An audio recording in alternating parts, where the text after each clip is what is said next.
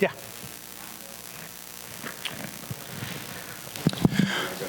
Well, good evening, everyone. My name is Eric Phillips, Economic Development Director, Union County, Marysville. Thanks for coming tonight. Have a really good panel discussion here about housing, and we're going to hear from some housing developers about their developments in the community, but also why we're very attractive for housing and why it's happening in our community. This is our 5th session, I think, and we'll have one next month as well. We'll talk about a little bit later on.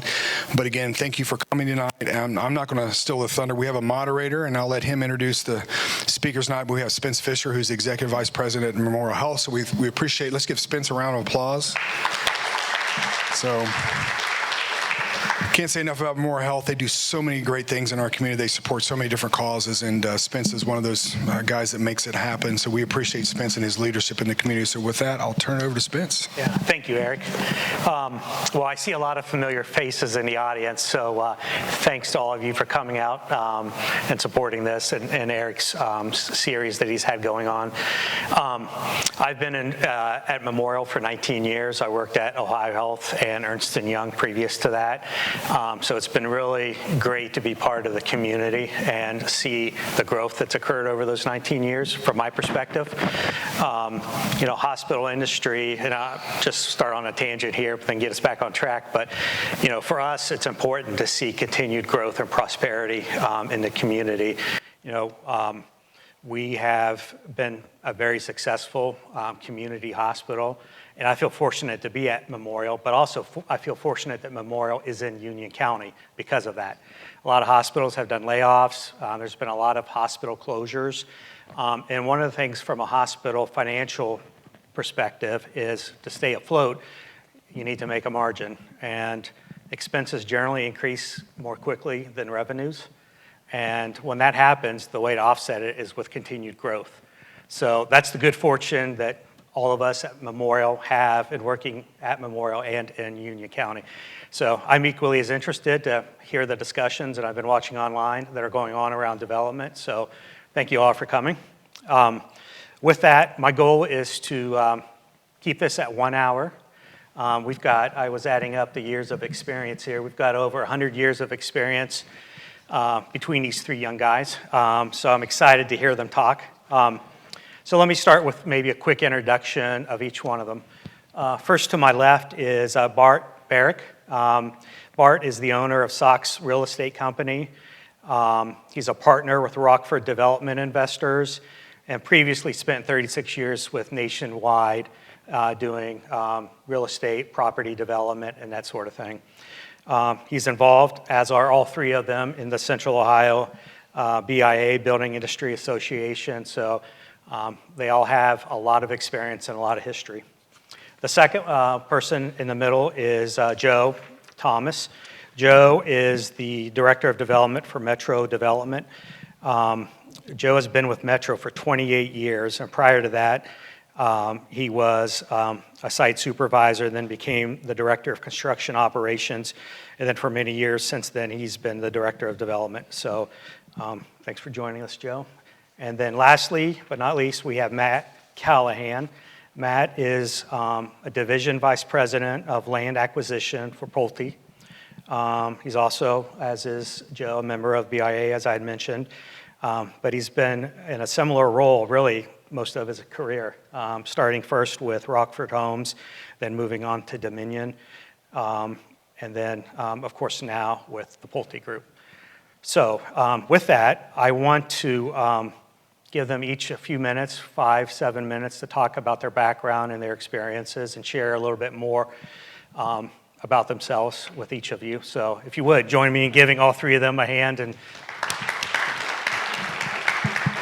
so Bart, do you want to start? Yeah, I'll start. Bart Barok, like he said, you might wonder why 36 years at Nationwide, why I'm sitting up here, but the last 14 years at Nationwide, I was in Nationwide Realty Development. We built the Area District Grandview Yard, and I managed a little tiny project, about 2,000 acres, 3,000 homes, called Jerome Village in southern Union County. So we've took that project on, and over the last 14 years, we brought it to where it is. It's about 1,800 houses and ultimately 2,000 acres. The commercial development down there is growing. Just about 2 years ago, I took early retirement from there to go out and start my own company. Like Spence said, Sox Real Estate is my own company. That is a consulting, land development. I do large lots for custom builders and entitlements. Through that entity in Union County, I've got a couple projects underway. One of them is 190 acres down in Jerome Township. I'm actually working with Matt on that project, and we are doing patio homes and single family there.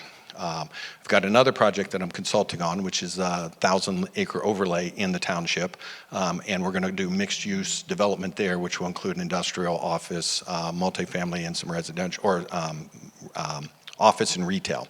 And that's through Sox Real Estate. In Marysville, my Sox entity actually has 100 acres that I'm bringing through the zoning process right now for single family down off of Weaver Road.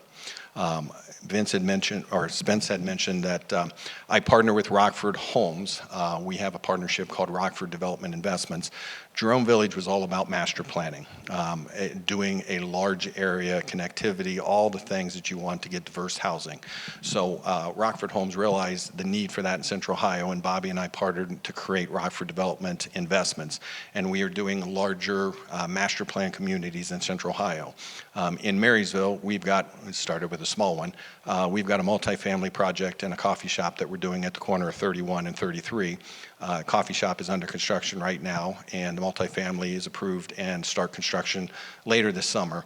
And then we've got 3 sites that we are bringing through in Marysville here in the next probably 30, 45 days, and they will all be fairly large mixed-use developments.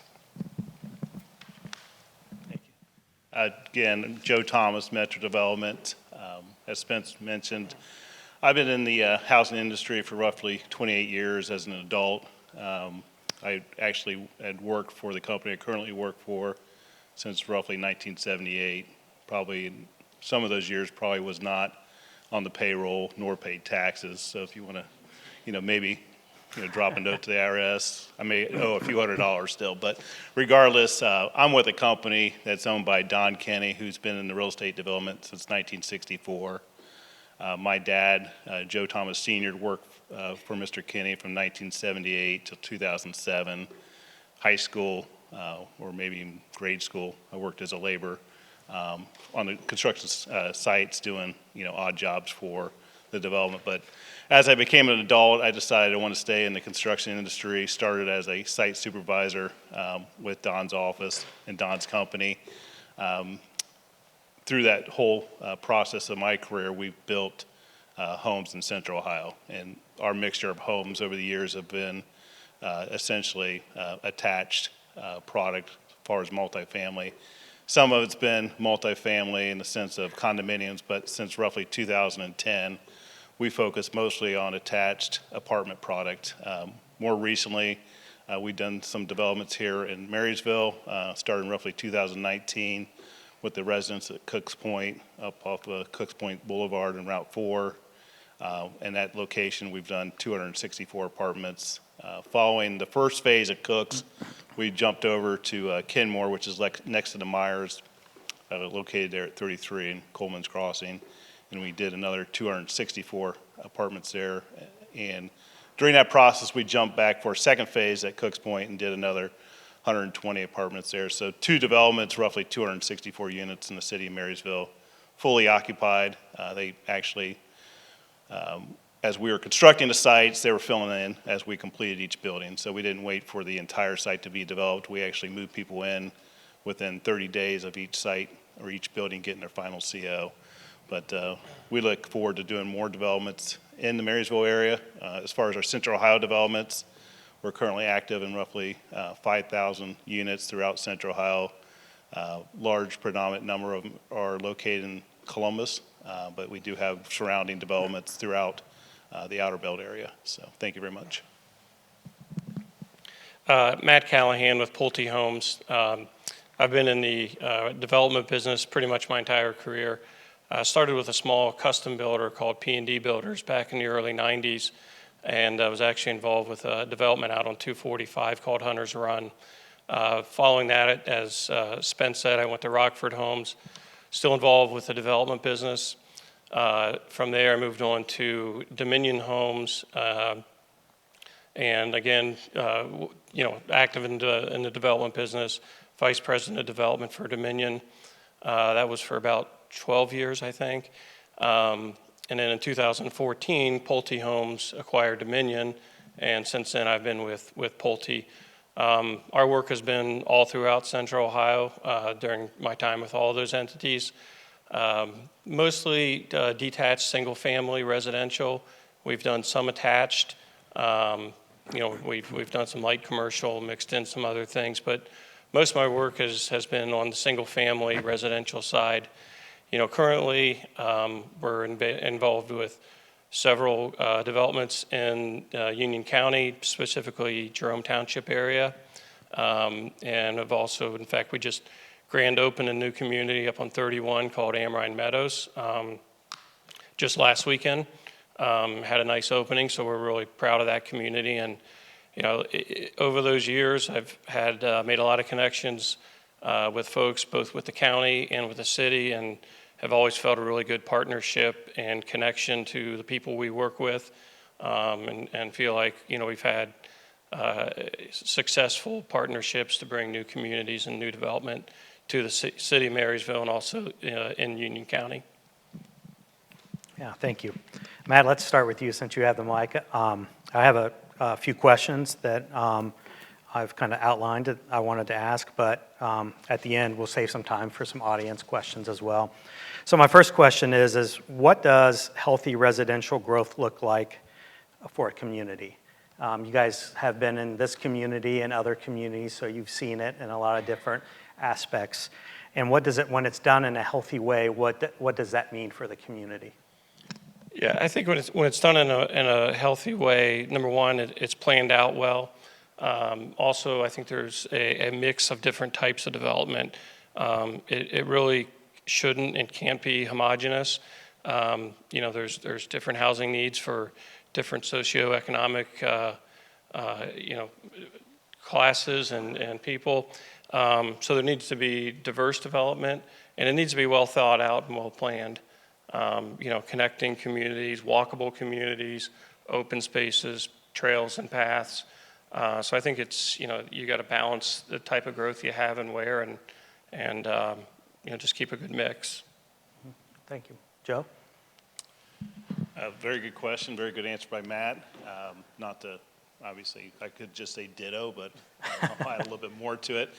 We spend a lot of time working not only internally with our own organizations, we spend time with each community, both with their municipal partners, such as the planning departments, the utility departments, the economic growth departments, and so on. And there's a lot of input as far as working with those different individuals and or departments that give us a lot of insight on what necessarily is a good plan and what is necessarily a plan that would be successful in their community. So where we start is with the actual planning department with any of our developments, and that helps us understand what necessarily they're looking for, what the citizens of the community are looking for, because behind that is also a conceptual plan or a future land use plan or a comprehensive plan that a lot of input's been put into by the individual departments looking at those plans to say, hey, this is an idea,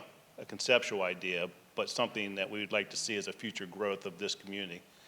So those are a lot of benchmarks, and we know there's a lot of effort put on those. So for a successful community is essentially to use that future land use plan and use it effectively to work with people like ourselves who develop property and to fulfill that dream of the residents and the actual planners per se to fulfill that. So they look at any way, shape, or form how this can successfully help, for instance, City of Marysville. Mm-hmm. So they look at that future land use plan and say these are more important ideas, such as thoroughfare areas, larger impact areas, higher density areas, commercial areas, and that nature. And it really helps us more in the idea that if we are reviewing their documents, we know what to plan for, what to look for, and come into a community that is more predictable.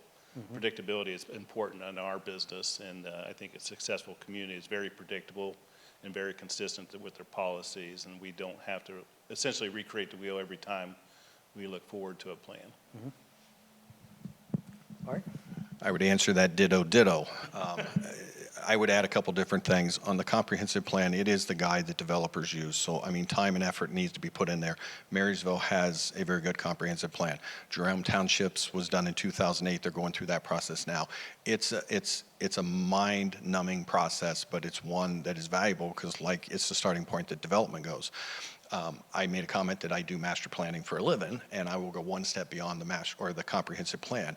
And to get the diversification of housing and to get areas to be able to develop quicker and more effectively, tie together the roadways connected and all those sort of things, you got to go one step past the comprehensive plan, and that's into the master planning and the overlay zoning of that. If you let developers come in, we have a bad tendency of being very homogeneous. Somebody will be successful doing piecemeal development, getting 60, 70 acre parcel through zoning, and they get utilities spread across the site next couple years, and then the next development comes along on the 60, 70 acres to the east, northwest, whatever beside it. That developer wants to be successful because nobody likes to fail, so what do? Well, the previous developer got this done, 65-foot lots, 2 units an acre. We're going to do the same thing because we want to get successful, and you get very homogeneous product there. And I call it piecemeal development. With master plans, you can plan where you want, on larger parcels, you can plan where you want your empty nester and where your apartments need to go and where the infrastructure and the roadways and how you create park structures. And that's what we did at Jerome Village. We created a master plan that had all that connectivity. We saved the nice tree stands and the creeks and that, and we put the density in the cornfields. And there's some pods down there that have 3-4 units an acre, and you would never notice it the way they're constructed. So master planning and then overlay zoning, which allows zoning to be administrative over a long period of time after it's set initially, are some of the things that made Jerome Village successful, and obviously that's my background.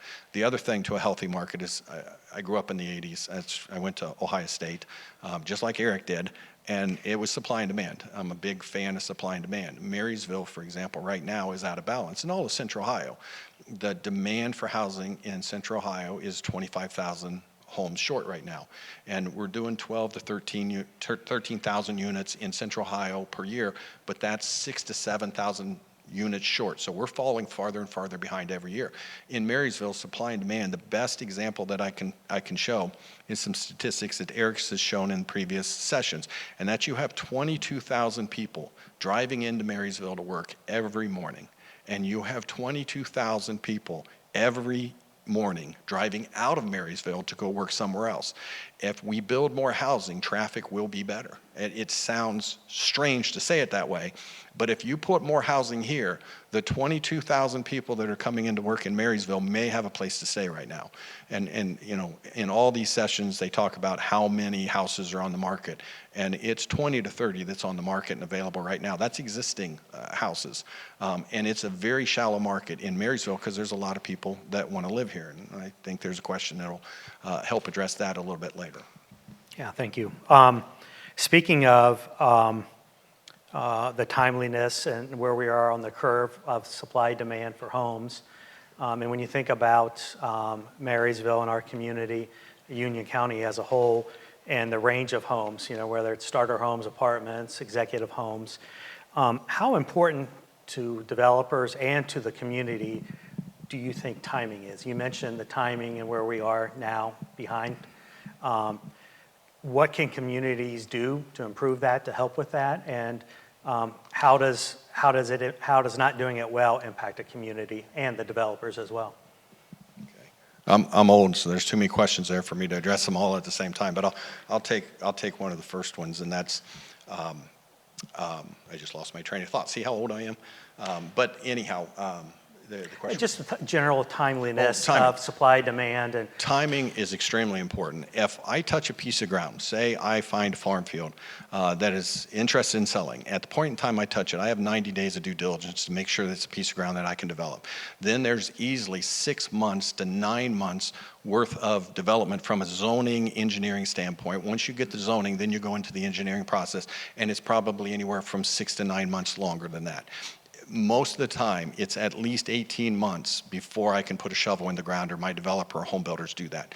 Central Ohio has a 20-year low on inventory of lots right now. okay? And we are under the 18-month mark. Normally, we were somewhere around 30 months of lot inventory, and that doesn't mean that there's ground in the works. And that meant lots that are zoned and ready to be built by the builders as they go along. That normal inventory, if you go back about 15 years, was somewhere around 30 months. But we are below 18 months. So if I touch a piece of ground today, the lots that are being sold and developed right now are not being replaced. So this housing crisis is going to get worse before it gets better in Central Ohio because the people keep coming. Morpsey's million people are coming, and they've been coming for the last 2 or 3 years. Things that we can do, I just mentioned master planning and overlay zoning. Cities have, and townships have the right to overlay zoning, which makes it administrative for developers to pick it up if we're following what the overlay zoning says. It eliminates probably a 4 or 6 month process in the zoning window there, and it becomes much, much quicker to get to it. It comes off the comprehensive plan, it comes off a master plan, and then the city or the township overlays that zoning, which can speed the process. The other thing is getting more resources. You know, Union County engineer, cities, townships, all of that sort of stuff. We've got to find ways to get them more resources, and that's something that the BIA has been trying to work with all over Central Ohio. It just hasn't been real successful to get more staff to be able to get things through quicker. To build upon that question that Bart just answered, the utilities and roadway network is also important. If the area is what we consider shovel-ready, it means we don't have to spend great effort and time expanding the existing local utilities to the site border or the site boundary. That eliminates months and possibly years of starting a development. So if a project has sanitary sewer and water and an outlet for a storm and gas and electric at its property line, that eliminates, you know, a lot of that delay time that may take, you know, a municipality, either them extending the utility or a developer extending the utilities to that property line.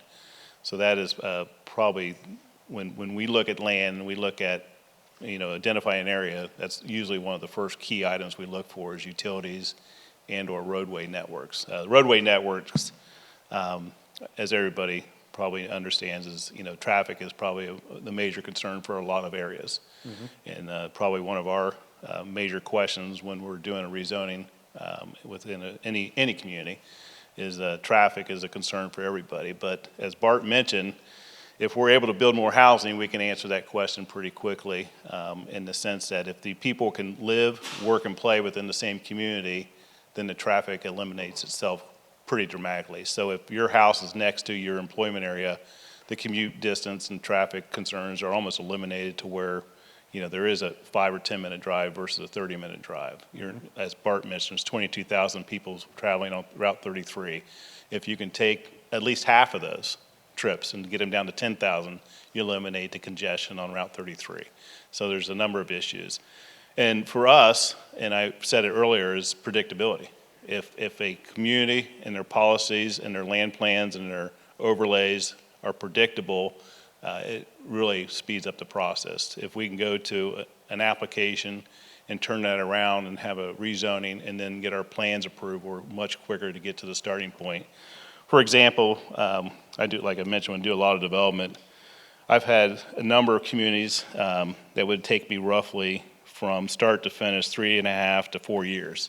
And that is putting the ground in contract, going to the rezoning process, going through the engineering process, starting the construction, and then finally having occupancy is roughly 4 years. Now, one good point about the city of Marysville, I was able to eliminate roughly 2.5 years or two years in the process. The communities I did in Marysville, I was take the average in Columbus from roughly 4 years down to 1.5 years to 1 year and 9 months, which was because they're predictable, they're consistent in their policies, their land use plan is very easily to follow, and the staff is wonderful to work with. So it takes a lot of effort on everybody's part to make, you know, from a development standpoint, to make it quicker. Thank you. You know, if this was a debate, I wouldn't have anything to rebut with what either Joe or Bart said. But just reiterating some of the things, I think a streamlined and predictable process is extremely important. And then, you know, as Bart said, staffing is a big issue. these guys have talked about the time it takes to get a product to market, and I mentioned in the opening that we just grand opened a new community in the city last weekend. I think we filed the annexation for that just about 2 years ago, and we had put it in contract prior to that. So from the time we filed annexation to the time we grand opened, it was 2 years until we were able to actually go out to the market and actually start, trying to sell homes. That's pretty quick, actually, and we overall feel pretty good about that. If you can believe that 2 years is fairly quick, and that's because of a lot of the partnerships and the hard work that we've done with the city. And so as Joe said, they have a fairly predictable process. But the volume, you get more challenges. So you got to make sure there's enough staffing that can be continued, and you continue to have the supply because, as Bart said, again, the number one issue today is we just have too much demand and not enough supply. And that exacerbates the issue of affordability, which I think everybody's feeling in the market. So having that streamlined and predictable process and really being able to, get to work as quickly as possible is extremely important and helps, address the supply problem, which is going to help address the issue of affordability as well. So what I'm hearing the three of you say is that decisions that are being made today aren't really a today decision, but they're impacting the communities 5 years, 4 years, even maybe 10 years down the road. So if you feel that you don't have enough housing now and you believe there's going to be tremendous growth, the decisions that are made now have to factor in years and years down the road based on timing. I thought that might be an issue tonight, fighting you for the mic, but yeah, I think and that's really perhaps one of the biggest misnomers in our business. When we bring a new community online, and if it's 200 units or 300 units or however big it is, I think there's a tendency for people to think it's all going to happen overnight. But these things play out over years. A 300 lot community is going to take on the short side, 5.5, 6 years to on the long side, 10 years, 12 years by the time it builds out. So there's a lot of planning and there's a lot of effort that really has to be done in foresight. And in our business and what I do working on the land acquisition and development side of things, I'm really not entirely focused on what we're doing today. I'm not entirely focused on what we're doing for 2024. My focus is on 2025, 26, 27, because we're looking at, that's the reality of when, we need to have our next supply or round of units and lots to be able to meet the demands of the market. Spence mentioned it, so I'm going to jump into this here. Just some of the decisions are so long-term that you lose sight of them. Marysville is really poised for more growth than other parts in Central Ohio because you have businesses that want to be here. But the other piece is you've had a county commissioner group and a city council group that has went through multiple terms and multiple people that set this up. That treatment plant in between Marysville and Jerome was $105 million. That took some gall to make that decision, to make that investment. Now, they made it in 2006, 2007, the market tanked and we all quit building houses. But Jerome Village would not be there without that treatment plant. They've invested another $50 million in a water treatment plant that allows everybody in Marysville to water their grass during the summer without moratoriums on watering, but it also sets a capacity that allows the growth for all of Union County because Union County commissioners are allowing Marysville to run the water and utilities. If you look around, they're also continuing to make investments. They have a $15 million pump station on the east side. You go down Industrial Parkway and you'll see a water tower under construction. The tap fees in Union County are some of the highest in Central Ohio, but I will tell you that your city council members, Marysville, Union County, they put that money back to work to reduce some of that cost into the future to allow this growth to occur. And those decisions, again, were made in 2008 and many, many years ago in order to get the capacity that allows us to use it today. Go ahead, Joe. Did you have something you wanted to add? Good. So, considering that, communities are competing for development projects in Central Ohio because of the growth and the demand, what do you think, we've talked about timing, but what other things can be done to set a community apart? Or from your experience, what sets Union County apart? You've talked about the infrastructure. What other things come to mind when developers are looking at this area for development?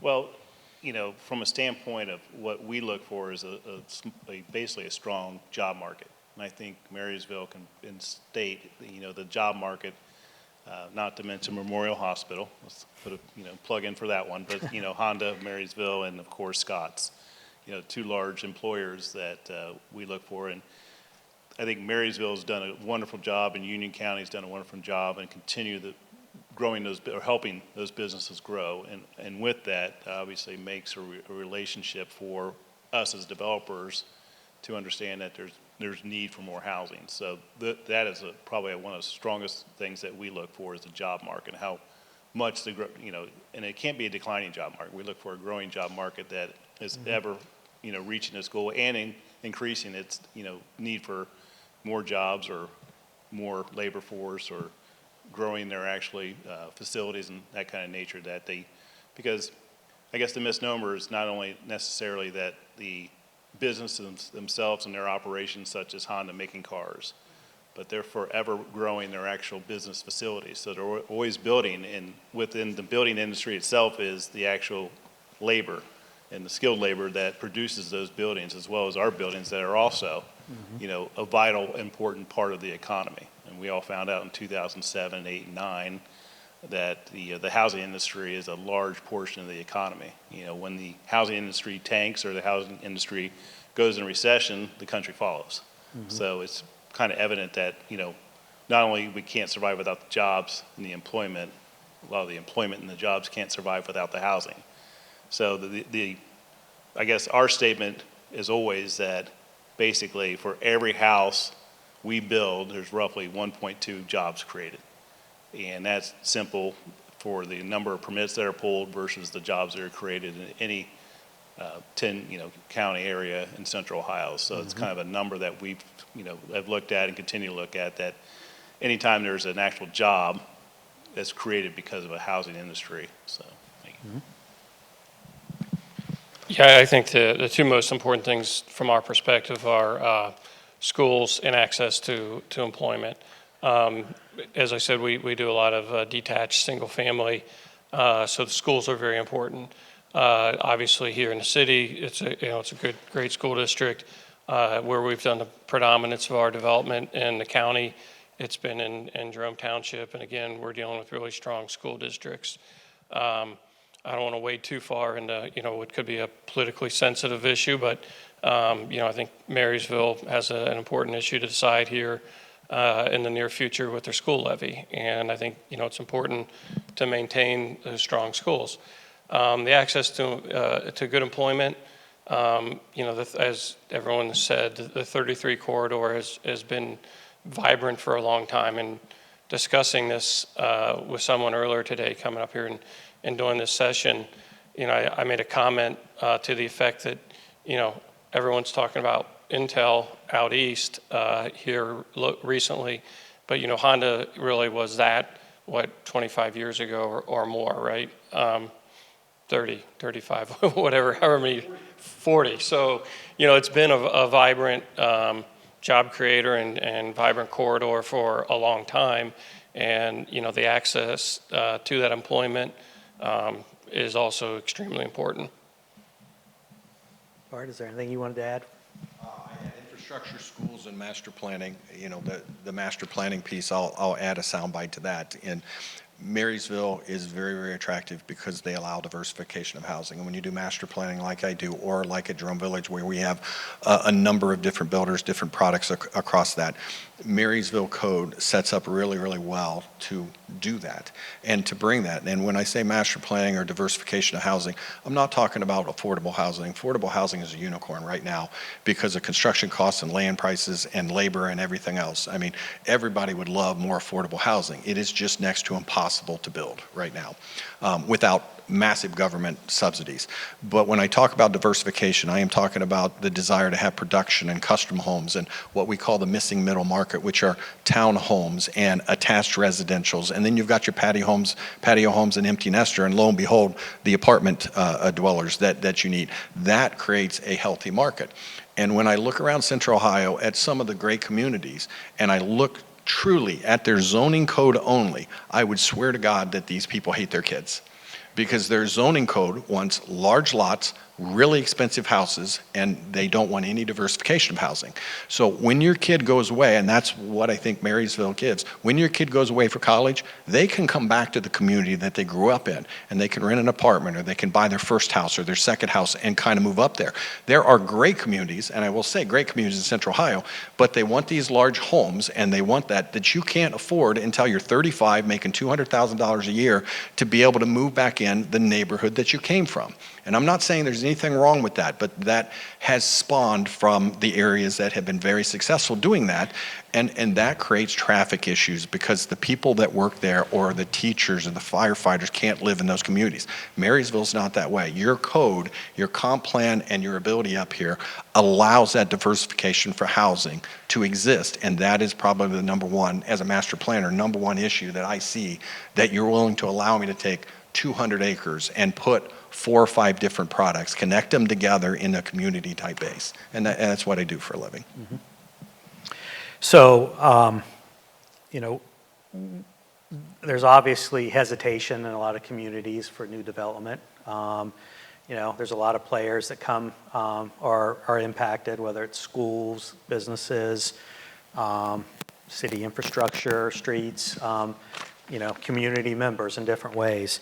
If you were on a soapbox and had the ability to talk about that, what would you say to folks? What would you say are the reasons that, more residents, more housing should be constructed and what it means to the community? Well, I'm in the multifamily business, so I'll answer from that side of it, and I'll let these two gentlemen answer from the other types of developments. But, as far as the school challenge, and we hear it in every community, our opportunity is that we get to build in school districts that everybody values. And that's why they're bringing the question up, because they value that school district, they value the importance of that school district, and the residents that we're providing homes for value it as well. So it's the challenge of how do you balance both? Mm-hmm. And the balance for any development is to, properly plan, not only for the developer, but also for the city, the municipality, and the school district. So as Bart mentioned, that long-term planning is the most important, even with school districts. There's not a way to build a school facility overnight. They can't start today and have a school open, 6 months from now when the school starts again, or 3 months, when school starts again. So there's long-term planning. So it's a partnership of working with not only the city, but also developers like ourselves in the school district, the school board, and or the administration to understand the growth in the area and understand that there will be growth and there will be need for more school possible facilities. There may not be, but there may need to be. And to understand that growth is the most important part so they can plan for it. So they're not trying to pass emergency levies. They're not trying to pass emergency legislation to address that they're looking long term, that they can see the horizon and say, we have X number of people moving to City of Marysville, Union County every day. We have a certain number of children that are moving in with those people that we need to plan for. For apartments, it's not a large impact. For every 100 apartments, we may have roughly 2 to 10 children for those 100 apartments. Now, it all depends on the location of the community near and how close it is to a school, for instance.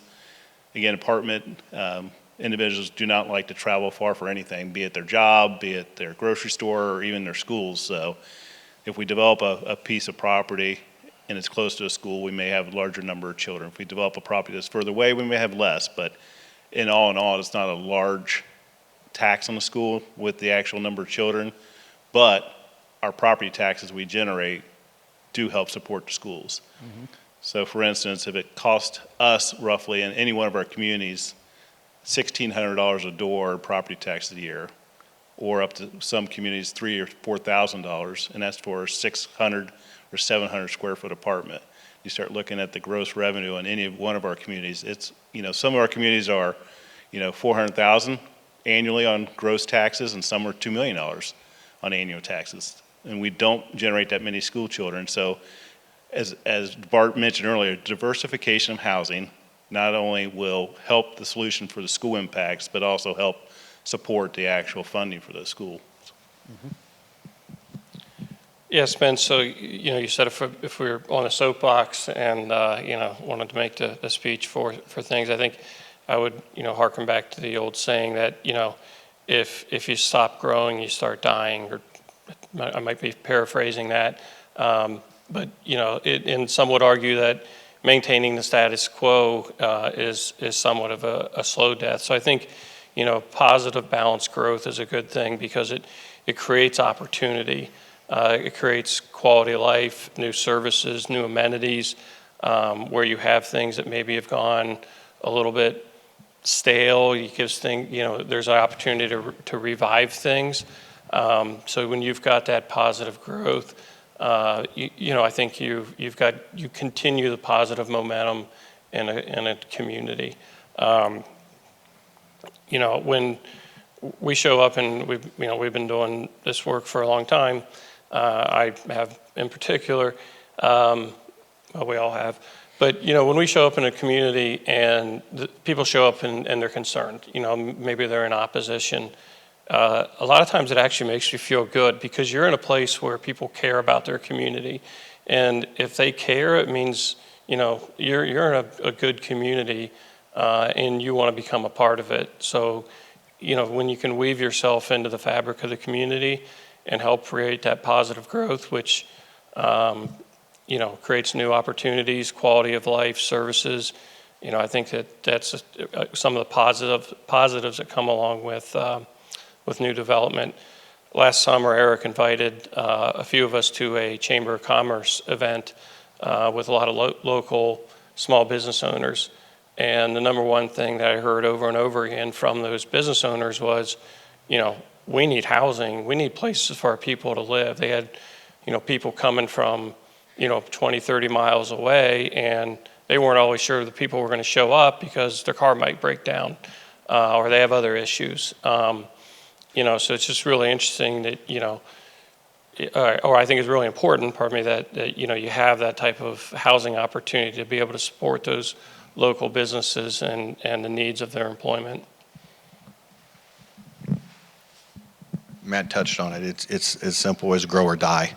And I mean that from a standpoint when you look at the city, you look at the school system and those sort of, it's not unconnected that some of the best school districts are in the areas that have grown the most. I mean, Olentangy schools, New Albany schools. New Albany schools used to be a little tiny rural school district, very similar to Fairbanks Local. But that growth and that additional revenue that comes in from growth has supported it. Try, if you're a treasurer of the Marysville schools, try to do your budget if you don't have future revenues coming in from additional housing. And let's look at the facts. And it's not a great fact, but the housing now, the new houses, are 40 to 45% higher than the value of the existing houses. And the county auditor just increased, I believe, the existing houses by 23.8% or something close to that. But the new houses that are coming in are paying more in real estate tax. They are paying more in income tax. And from the city income tax standpoint, try to do that in a city that's declining. The last session, I believe we had the mayor of Tiffin, Ohio, that talked about what happens to a decaying city that does not grow and misses opportunities to grow. Marysville's got a great path because that growth of housing will also bring the businesses and vice versa.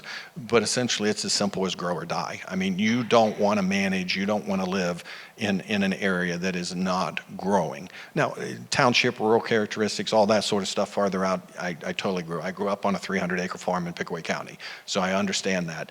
But, the peripheries around the city, that is meant to pick that up. And if 1 million people are coming to Columbus, we've got to grow in those areas. Okay. We've got about 14 minutes left. I think Joe grew tired of my question, so he left. Actually, he had to be at a zoning meeting, so that's why he left. Let's open it up to the audience now. Eric has a microphone that he'll pass around. If you have questions, please ask. I appreciate the three of them and now the two of them being here to answer questions. So try to keep your questions succinct so that we can get a number of them in before we have to wrap up in a few minutes. Yeah, we do want to thank everyone for coming out tonight for the longest day of the year. A lot of sunshine outside, so thanks for coming out. But furthermore, it's Bart Barok's birthday, so happy birthday, Bart, right? So, and he's spending with us. Nothing better to do tonight on your birthday, Bart. Any questions, Mr. Stolte? Thank you, Steve Stolte. You talked about the being able to, as a benefit to be able to move projects along faster. You talked about going from 4 years, what it may be in Columbus, down to 2 years or less. And I assume time is money. So does that, when time is money, does that savings in time translate to putting money in your pocket or in reducing the cost of the product when it's coming for sale? And if it's the latter, how do the citizens know that it's actually, that the cost of the product is a little bit lower because of that shortening of the development process? I'll take a piece of that, but Matt's probably better to answer that from the house building because essentially time is money, especially right now. But a lot of that time equates to time with us, putting it in, additional plans, legislative, those type of actions moving forward. The farmers that are selling us the ground are waiting for their payment, and that puts pressure on that relationship there. But it doesn't mean savings. I mean, everything is a market condition, and the price of a home is going to be a price of the home in a market. Now, right now, those prices are up because supply and demand have done that. Construction costs, labor costs, there's a whole bunch of stuff. But I think it's less savings of time if we can reduce that timeline, and a better chance that we have an opportunity to put the demand or the supply on the ground that the demand is requesting. And that's there. If you've got 5 people that want a house, obviously the price goes up. I always hear the term greedy developers and stuff like that. I guarantee you that developers' profit is no more than any other business, et cetera. But those time frames really push our ability to sell the product to the customer further and further out. Yeah, really good question. I think, a hard one to answer in terms of how you would ever, explain that or show that to the public. But I think, we're certainly, in our business, we have to price to the market. And, the more that you're able to provide that supply to the market, and we're in a competitive environment, and, we've got to be able to sell and build homes to generate revenue, we're going to have to do that at a price that's competitive with the market. And I think the faster you can move through, new communities and bring them to market, as well as our competitors, you can create that competitive slate, and that'll translate to more affordable, housing. I think, the other thing, of course, there's an interest component. I mean, in every business, there's a carry cost. So, again, it's hard to really show that to someone, I think, and really illustrate that to the public, but it's a real cost. Thank you both. Great answers. And first and foremost, I want to thank you for your commitment, your time, and all you guys have done for our community because of your investment. Tens of millions of dollars have been invested because of their developments. Another question.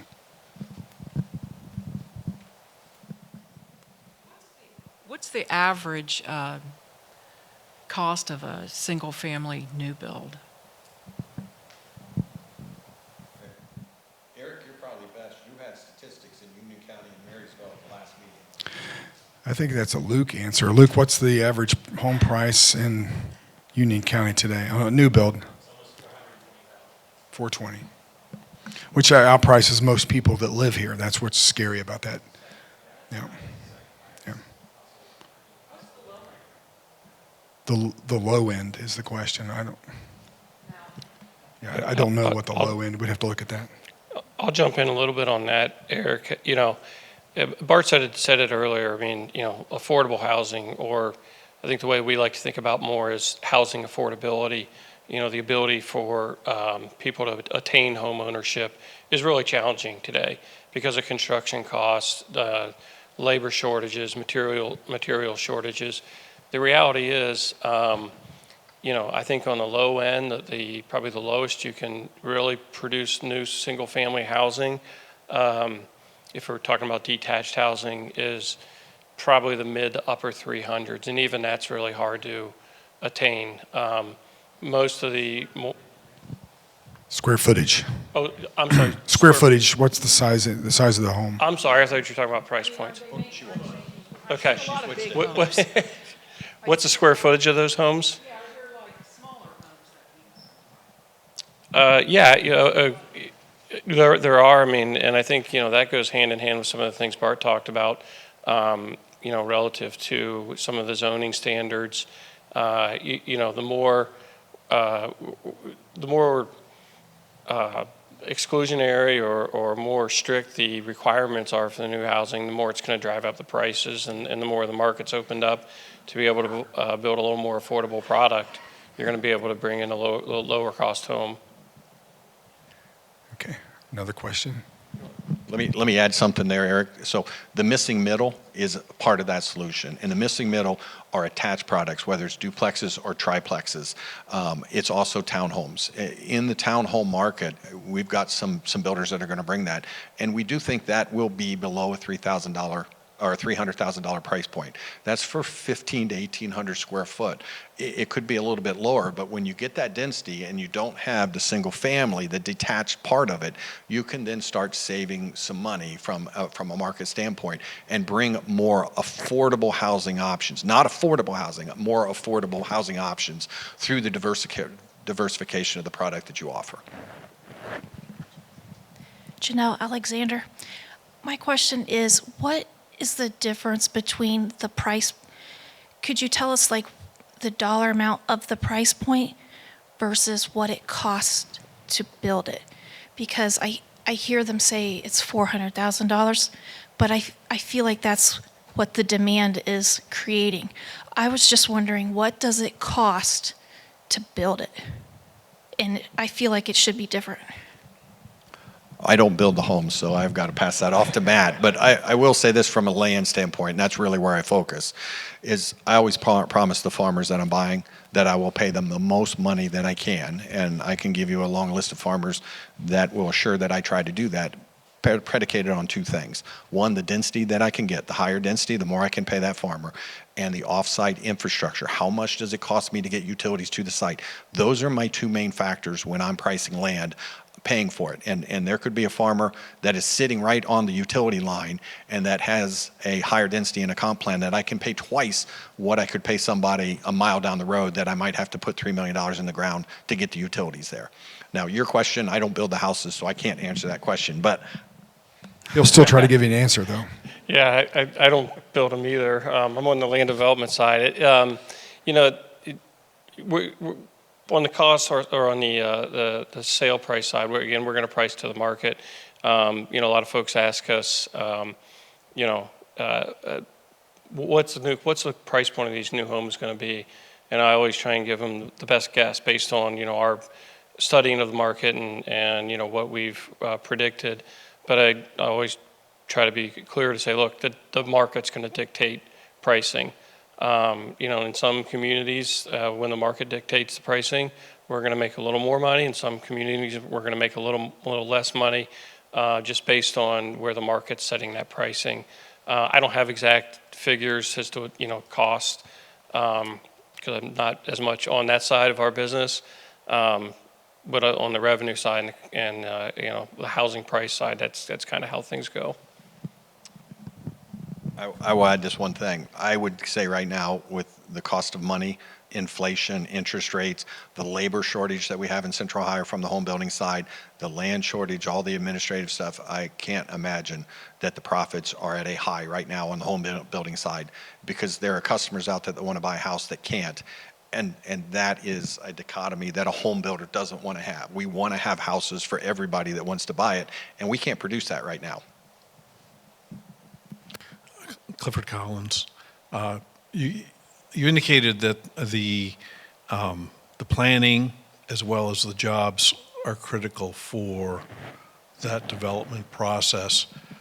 What about the impact of availability, say, retail or professional services, medical services, and so on? How does that impact the work that you're doing to bring homes to people?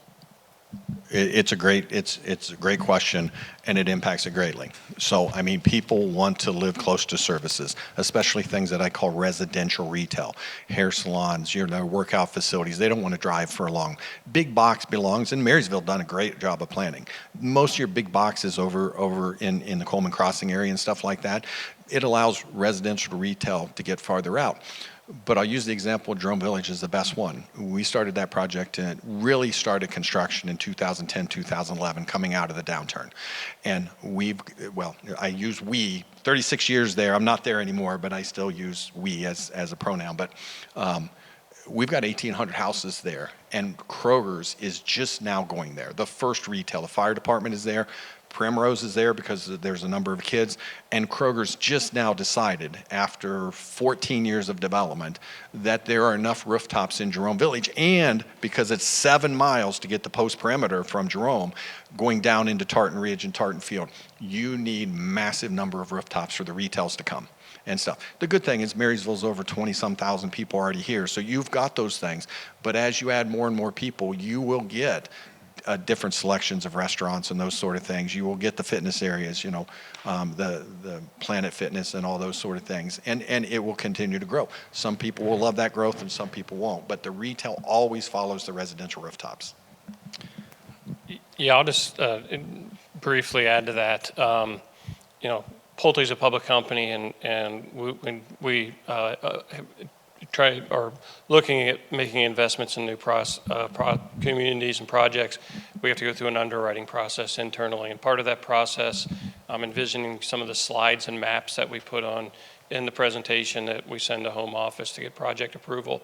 And there's always a slide in there that shows the community, what the location of the community, and it has all the icons or all the signs of the different restaurants and services and amenities in the area to show, look, we're in an area of vibrancy. There's a Starbucks here, there's a Bob Evans here, there's, whatever the different restaurants are, some of the other retail services, Chick-fil-A, you name it. The other thing is Pulte is very heavily active in the active adult or empty nester community. So in addition to all of those services, the other thing that we look for is good medical services. So another plug for the hospital system. But we're also always looking for good access to medical services as well, particularly when we're focused on that, like I said, the active adult or empty nester type segment of our business. And we're looking to do more of that, in particular in the county here in the near future. We need our seniors to stay here. A 2 Kroger County, what are we going to do? Another question. We have time for one more question. Anyone? Someone to raise their hand? Oh, we're in the back. Well, we got 2 right here.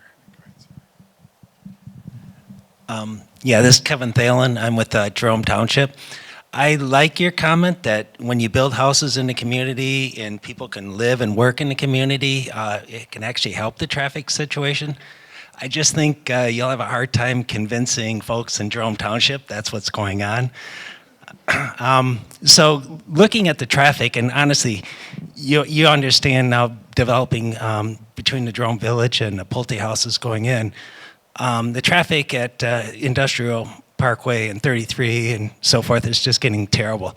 Is there any way we can, I know that's not necessarily on you guys, but is there any way we can work better between the developers, between the township and the county and so forth to get ahead of this, or is this just going to continue to get worse and worse as we go forward? everybody would love the infrastructure to be there day one, but it costs money to put that in the ground. So very rarely the roadway infrastructure gets there. The only place that's probably the exception was New Albany and Jerome Village. And Jerome Village happened because we had a Fortune 100 company with more money than God that was willing to put $100 million in the roadway infrastructures. Now, there is a community authority that the future residents will pay back that through the millage. And that is a wonderful tool. The community authority is a wonderful tool that I have used in Jerome Township as I went through 40-some zonings at that township to explain to the residents, to answer one question: why should we pay for this growth? Okay, with a community authority paying for the infrastructure, which is really funded in the future by the residents that will live there, the existing residents aren't paying for that growth.